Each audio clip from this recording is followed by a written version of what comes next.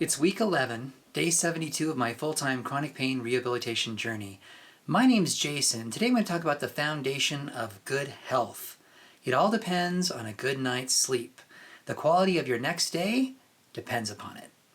First though, a quick status update. I have a ketamine/vaccination hangover. Yesterday I had my 11th ketamine treatment, and the day after is what I think is probably what a hangover is like from alcohol. I don't know because I've never been drunk, but it sure feels awful. And I am tired probably a little bit from the vaccine, the Moderna vaccine that I had for COVID yesterday. So I'm not at my best, but I always promised that I would shoot these videos no matter what, and here we are again. My sleeplessness over the last 2 weeks has been kind of a problem for me, which has prompted me to investigate sleep and sleep quality so that I can improve my resting, because I've come to realize that sleep is foundational to just about everything. One of the contributing factors to my sleeplessness might be an increase in pain. Just to give you a quick refresher course, my pain is somewhat unique because of two factors.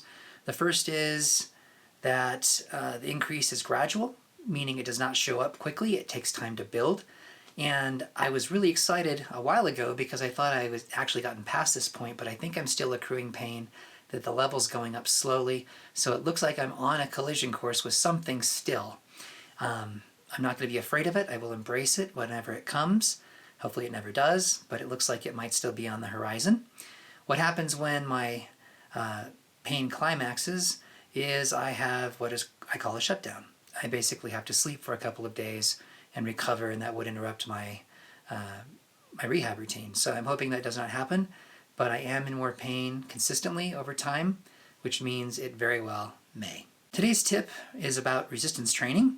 The types of machines I favor are the ones where you can actually add the weights yourself. You actually go to a weight rack, pick up the weight, and add it to the machine. The reason I favor these isn't because it's easy to add the weights. That can be difficult if they're heavy. It's because you have complete control over the granularity, down to 2.5 pounds. Typical weightlifting machines, where the weights are already in a column and integrated into the machine itself, give you either 5-pound, 10-pound, or 15-pound increments. I find the 10 to 15-pound increments to be unacceptable because I want more granular control and I don't want to go too far too fast. There's one caveat with using the machines where you actually add the weights yourself.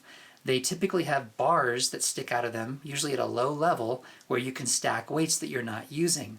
Well, sometimes you won't see those when you're walking by, and you will ram your shins and knees into them, as I did today. My left knee hurts pretty bad because I banged it really, really hard on a new machine I had never used before. Over time, this will become less of a problem because your subconscious mind will map out the space, and you will not make that stupid mistake more than once or twice. All right, on to today's topic, which is getting a good night's sleep, and that all depends really on your bedtime routine. There are other factors, obviously, but this is the critical one, so I'm going to talk about it. I am new to this topic. I've just started researching it today, but as I've been having sleep problems for the last 2 weeks, it seems pertinent, and I want to share what I've learned so far. I may do a video later in the week going over this topic in more depth after I've learned a bit more, but I think I have some really good insights to share with you right now. So the way that I learned that structure is important to adults and children is one with my 4-year-old daughter, Eden. I put her to bed every night pretty much the exact same way, and she goes to sleep pretty much right away all the time. Not every time, but most of the time. And I've noticed that this structure cues her body, her mind, into the fact that it's time to do something different than what she's been doing all day long, which is go to sleep and rest. And I believe it has the exact same effect on adults, which is why routine is so important. I learned the importance of structure for myself when I was institutionalized. When your whole world seems like it's out of control, the best place to start is with making your bed. So I had a room with minimal accommodations. It was pretty Spartan. But the one thing I did every morning, or started doing after a couple of days, was making my bed and organizing my space. And this seemed to essentially create order in the broader universe for me. So it wasn't just the act of making the bed or cleaning the space that was significant, it's what it did to my sense of control of the broader universe and my life and my place within it. So I learned there that it's important, and all of the experts I've been consulting so far pretty much concur. Structure at bedtime is a good thing. It may seem kind of boring, but in reality, getting a good night's rest enables you to do lots of exciting things the next day that you would not otherwise be able to do if you had not slept well. There are 4 tips that I want to share with you about how to get a good night's rest. The first is consistency. The second is to slow things down. The third is to dim the lights. And the fourth is to reduce your dependency on pharmaceuticals. On the first point, consistency, it doesn't really matter when you go to bed, if you're a night owl or an early bird. That actually might matter, but the most important thing is that you're consistent about the time you go to bed and roughly about the time that you wake up each day. The next is slow things down. The primary way of doing this, of turning off your mind and allowing yourself to get into a restful state so you can actually fall asleep easily and go into a deep sleep quickly, is to turn off your electronic devices 30 to 90 minutes before you're going to go to bed. My personal bias is that earlier is probably better.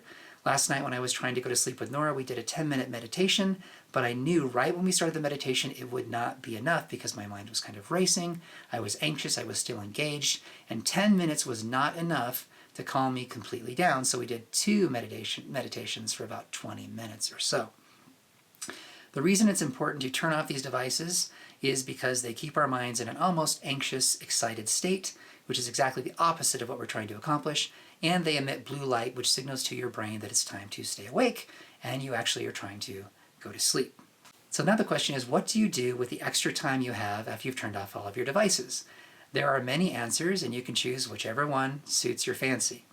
The first is you could cuddle with your partner, or dare I say even have sex.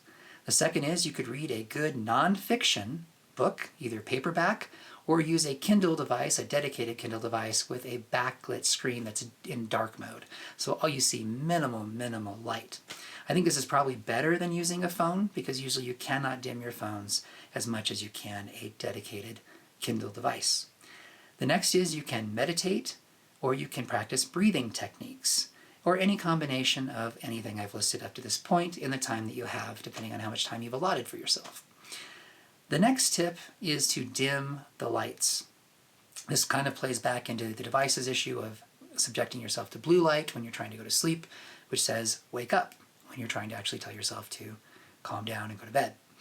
The best suggestion I have here is to reduce most light exposure before bed, especially from electronic devices, but you should not have any bright lights on in your house. And the way that I think we're going to do this in our house is to buy some more battery-operated candles and put them strategically throughout the house so we can essentially turn on candlelight levels of light instead of glaring fluorescent lights in every room. So around 8 o'clock at night, we're going to call it quits in terms of bright lights. We're going to turn on all of our candles and essentially pretend like we live in the 19th century. Should be fun. My wife is actually excited about this because she loves candlelights. Okay, the other suggestion is to get a blackout curtain for your room. The darker the room, the better you will sleep. Any light coming or even noise coming in from outside can interfere with your sleep. Even a street light coming through the window can be problematic. So black out your window if at all possible. The last suggestion is one that I'm not entirely certain about, but I have a hunch that it's true, which is to reduce the amount of pharmaceuticals that you're dependent on. I have been dependent on sleep medications for so many years, I don't even know if I could go to sleep without them. But the reality is that they leave you groggy and fuzzy in the morning, and it makes the morning routine all that much more difficult. However, if you have pain, you might need them, right? You may not sleep at all or very little without them. So there's certainly a trade-off to be had here. Don't go ditch all of your sleep medications because I told you to. If you're in intense pain, there may be some times when you need them. But as a general rule, I'm trying to wean myself back so I can get rid of the morning fog. But I've heard from several specialists that pharmaceutically induced sleep is not as restful as non-pharmaceutically induced sleep. Meaning if they drug you and you sleep, it's not as regenerative to your mind as if you went to sleep naturally and normally. I don't know if that's true, but I suspect there is some truth to it because I have felt for many years that I'm not quite myself when I wake up in the morning. My brain is not fully online. That can, again, be the hangover from the drugs from the night before, but I also often just don't feel rested. And I have heard that if you take pharmaceuticals, you actually reduce your ability to experience stage 3 and stage 4 sleep. There are 4 sleep stages, and the last 2 stages are primarily dedicated to regenerating your mind. So if your mind doesn't feel whole or complete, it may very well be that you've drugged yourself too deeply for too long. Fighting for your life means learning to embrace structure.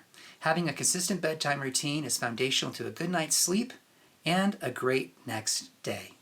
If you find my videos helpful, please pass them along and subscribe. Until next time, keep fighting for your life.